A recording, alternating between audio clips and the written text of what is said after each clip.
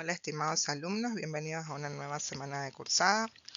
Primero, antes de ver un poco el material de esta semana, vamos a hablar un poquitito sobre la devolución del trabajo práctico número 20, que era el de los anglicismos sintácticos.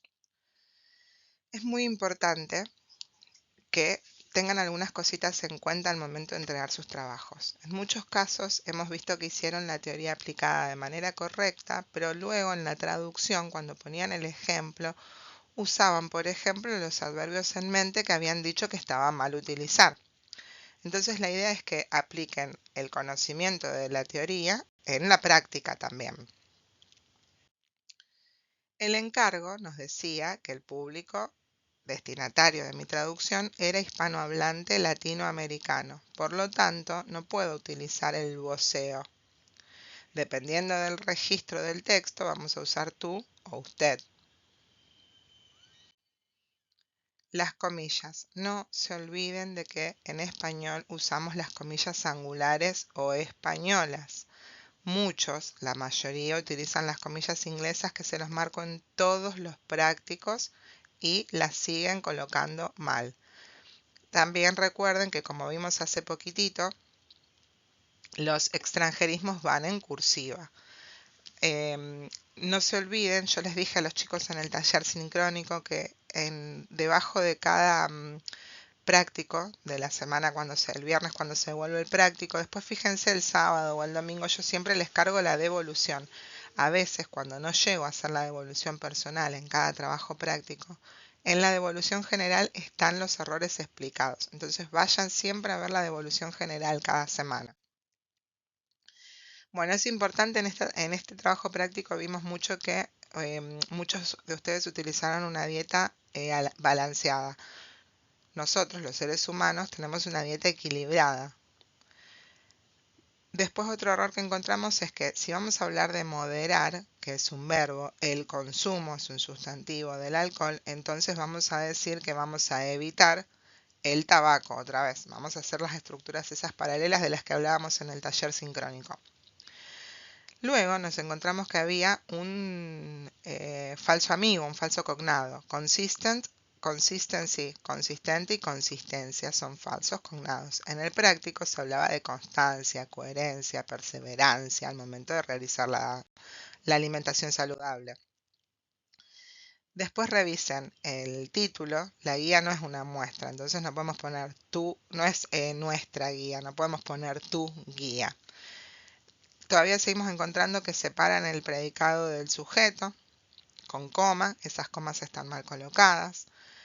Trataremos de no usar por ahora más de un adverbio terminado en mente por párrafo, pero lo ideal sería que no usen más de 2 por página. Bueno, esas son algunas cositas en cuanto a los trabajos prácticos que también lo hablamos en el taller sincrónico. Esta semana vamos a hablar sobre la traducción literaria. La traducción literaria se enmarca en los tipos de traducciones que más dolores de cabeza le provoca a los traductores debido a los rasgos complejos que tiene este género. El humor, la poesía, los recursos retóricos, los mensajes subjetivos, los nombres inventados son solo algunos de los desafíos más exigentes que tiene la traducción literaria. ¿En qué consiste la traducción literaria? Hace referencia al proceso de trasladar una obra de un idioma a otro, procurando preservar en todo momento la intención del autor. En este concepto se incluye la traducción de las novelas, los cuentos cortos, las obras de teatro, los poemas o cualquier texto que se considere una actividad literaria en sí misma. La traducción literaria supone trasladar de un idioma a otro no solo el contenido de las palabras, sino también una experiencia estética o artista, más que meramente transmitir información. Esto hace referencia a la traducción técnica o la traducción especializada, donde solamente trasladamos lo que dice, cómo armar una turbina, etc. En cambio, en la traducción literaria, el traductor tiene que ir más allá. La traducción literaria no es solo un sinónimo de traducir libros. Bueno, entonces, acá. La traducción literaria nos plantea un claro problema. El traductor literario va a tener que encontrar fórmulas que le permitan trasladar el mensaje de forma que se produzca en el lector el mismo efecto que el autor pretende causar con su texto original. Este aspecto puede presentar una serie de dificultades, ya que este tipo de textos se caracterizan por su contenido abstracto o subjetivo. Así, la traducción de un texto literario debe presentar valores y sentimientos equivalentes a lo del texto original. Qué difícil que va a ser esta tarea, ¿no es cierto? Que nuestro lector meta tenga la misma experiencia que tuvo el lector del texto original. El traductor literario, antes de reconstruir el texto en otro idioma, va a tener que interpretarlo, en primer lugar para sí mismo, en su idioma original, y después encontrar en la lengua de llegada la forma de las estructuras que corresponden al estilo particular de cada autor, de su idiolecto, cada autor escribe diferente. Entonces es una tarea titánica la traducción literaria.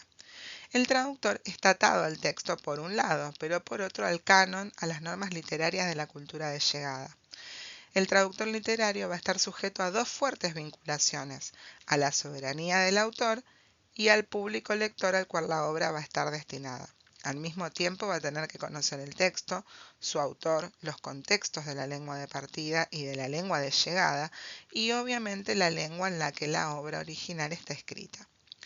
Además de las relaciones entre el texto original y su cultura, es necesario que tome en consideración las relaciones que se pueden establecer entre el texto traducido y los receptores de la lengua y de la cultura a la que va a traducir. Todo esto procurando reproducir en otro idioma el sentido verbal y la fraseología del texto original. Entonces, es muy importante en la traducción literaria la documentación. El acto de la traducción sigue una serie de procesos básicos que, según la mayoría de los autores, se resumen en dos: comprender el texto y reexpresarlo. Las sucesivas fases por las que atraviesa la actividad del traductor se ven complementadas por el uso de distintos recursos de información que harán que la conversión de un texto a una lengua distinta de la que fue escrito se ajuste de forma fidedigna a la intención original que tenía el autor, tanto en la forma como en el contenido. ¿Cuáles son los ámbitos de la documentación en la traducción literaria? La traducción de textos de ficción presenta una serie de elementos que la definen y distinguen de la traducción general y de la especializada. Es posible resumir estas características o particularidades de la traducción de obras literarias en una serie de factores: el estilo del autor, el idiolecto, los rasgos creativos particulares, etc.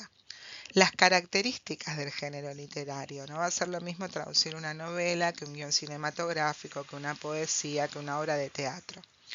El empleo de las figuras literarias, los elementos retóricos, las métricas, el contexto histórico de la obra, la época en la que fue escrita, las corrientes literarias que pudieron haber influido al autor, el contexto social de la obra, hay jerga, hay lenguaje profesional, el contexto cultural, hay un lenguaje popular, cuál es el nivel educativo de los personajes, el contexto geográfico de la obra, los dialectos, los localismos, las variantes, dónde está ubicada, dónde transcurre la obra, el argumento, la temática, las disciplinas, de qué trata.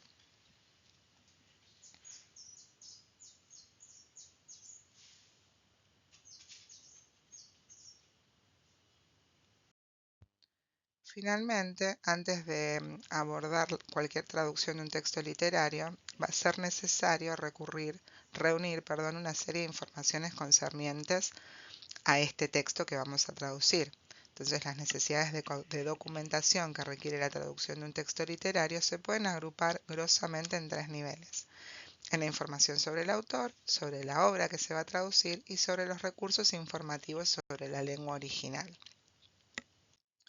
Por último, les quiero decir que no se olviden que si tienen alguna duda, usen el foro de avisos recientes para hacerlas, que yo todos los días lo reviso y si hay alguna pregunta las voy a contestar. Esto es todo por esta semana. Nos vemos en una nueva videoclase.